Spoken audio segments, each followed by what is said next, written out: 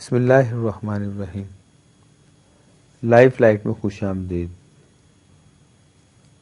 حضرت یوسف بن الحسن رحمۃ اللہ علیہما فرماتے ہیں کہ جب حضرت ذوالنون مصری رحمۃ اللہ علیہ کی صحبت میں رہتے ہوئے مجھے کافی عرصہ گزر گیا اور میں ان سے بہت زیادہ مانوس ہو گیا تو ایک مرتبہ میں نے ہمت کر کے ان سے پوچھا، حضور آپ کو سب سے پہلا کون سا عجیب و غریب واقعہ پیش آیا؟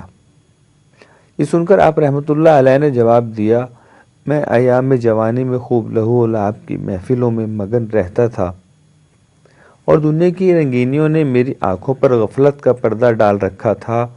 پھر اللہ عز و جل نے مجھے توفیق توبہ عطا فرمائی اور میں تمام معاملات چھوڑ کر حج کے ارادے سے ساحل سمندر پر آیا۔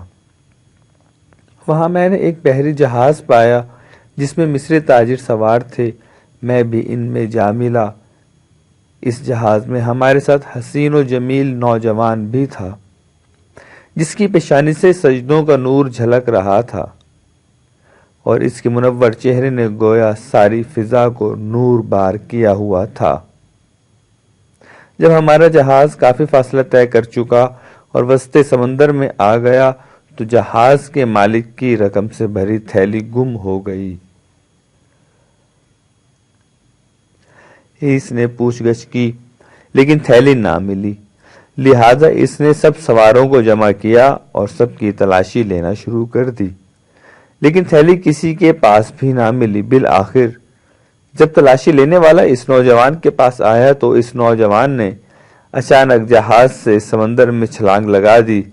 یہ دیکھ کر میں حیرت میں ڈوب گیا کہ سمندر کی موجوں نے اس کو نہ ڈبویا بلکہ اس کے لیے تخت کی طرح ہو گئیں، اور وہ نوجوان لہروں پر اس طرح بیٹھ گیا جس طرح کوئی درخت تخت پر بیٹھتا ہے۔ ہم سب مسافر دیکھ رہے تھے۔ پھر اس نوجوان نے کہا، اے میرے پروردگار، ان لوگوں نے مجھ پر چوری کی تہمت لگائی ہے۔ اے میرے دل کے محبوب، میں قسم دیتا ہوں کہ تو سمندر کے تمام جانوروں کو حکم فرما کہ وہ اپنے اپنے منہوں میں ہیرے جواہرات لے کر ظاہر ہو جائیں۔ حضرت ذوالنون مصری رحمۃ اللہ علیہ فرماتے ہیں کہ ابھی اس عظیم نوجوان کا کلام مکمل بھی نہ ہونے پایا تھا کہ جہاز کے چاروں جانب سمندری جانور ظاہر ہو گئے۔ سب کے منہوں میں اتنے زیادہ ہیرے جواہرات تھے کہ ان کی چمک سے سارا سمندر روشن ہو گیا اور ہماری آنکھیں چندھیانے لگیں۔ پھر اس نوجوان نے پانی کی موجوں سے چھلانگ لگائی اور لہروں پہ چلتا ہوا ہماری آنکھوں سے اوجھل ہو گیا۔ وہ عظیم نوجوان یہ آیت تلاوت کرتا جا رہا تھا، ایاک نعبد و ایاک نستعین۔ حضرت ذوالنون مصری رحمۃ اللہ علیہ فرماتے ہیں،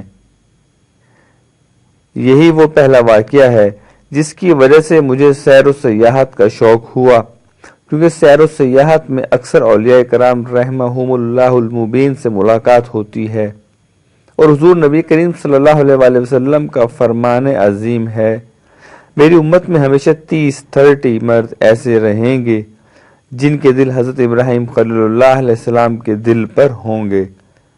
جب ان میں سے کوئی ایک مر جائے گا تو اللہ تعالیٰ اس کی جگہ دوسرا بدل دے گا۔ حوالہ نوٹ فرما لیجئے، المسند للامام احمد بن حنبل، حدیث عبادہ بن الصامت، الحدیث 22815، جلد 8، صفحہ 410-411، عیون الحکایات، جلد اول، صفحہ 145 اور 146۔ ہمیں امید ہے کہ آپ کو یہ ویڈیو پسند آئے گی۔